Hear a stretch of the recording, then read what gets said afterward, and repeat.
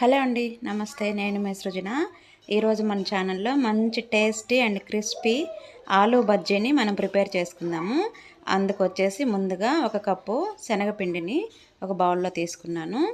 ఈ ఒక కప్పు శనగపిండికి ఒక 3 ఆలు ఇట్లా పీలర్తో చెక్క తీసేసి పక్కన పెట్టుకున్నాను, వాష్ చేసుకుని.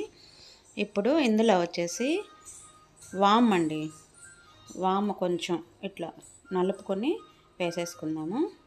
ఒక హాఫ్ టేబుల్ స్పూను, అలాగే ఒక హాఫ్ టేబుల్ స్పూను రుచికి సరిపడా సాల్ట్ అండి, ఒక హాఫ్ టేబుల్ స్పూన్ కారము,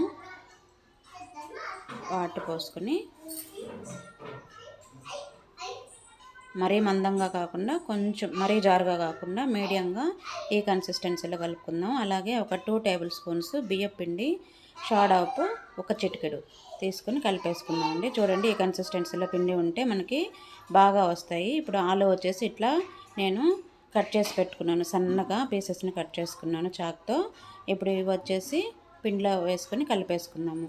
అలాగే కడాయి పెట్టుకుని ఆయిల్ పోసుకొని బాయిల్ చేసుకుందాం ఆయిల్ని. ఇవి ఇట్లా ముంచుకొని ఆయిల్లో వేసేసుకుందాము. పిండి మరీ మందంగా ఉంటే ఇవి మందంగా వస్తాయండి, ఉడకవు, సరిగ్గా బాయిల్ అవ్వవు. కొంచెం మరీ లూజ్గా కాకుండా ఈ కన్సిస్టెన్సీలో పిండి ఉంటే చాలా బాగుంటాయి బజ్జీ వచ్చేసి. ఇదండి, వేగిపోయాయి బజ్జీ బాగా. ఇప్పుడు వీటిని వచ్చేసి ప్లేట్లోకి ట్రాన్స్ఫర్ చేసుకుందాము. బజ్జీ అనేది, ఆలూ బజ్జీ రెడీ అయిపోయిందండి.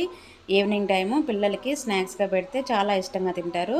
మనము కొంచెం బియ్యం పిండి వేసుకున్నాం కనుక కొంచెం క్రిస్పీగా, మెత్తగా ఉండకుండా క్రిస్పీగా బాగుంటాయండి. ఫస్ట్ టైం ఛానల్ని చూస్తున్న వాళ్ళకైతే కనుక సబ్స్క్రైబ్ చేయండి. అలాగే ఫ్రెండ్స్ అండ్ ఫ్యామిలీ మెంబర్స్కి షేర్ చేయండి వీడియోని ప్లీజ్.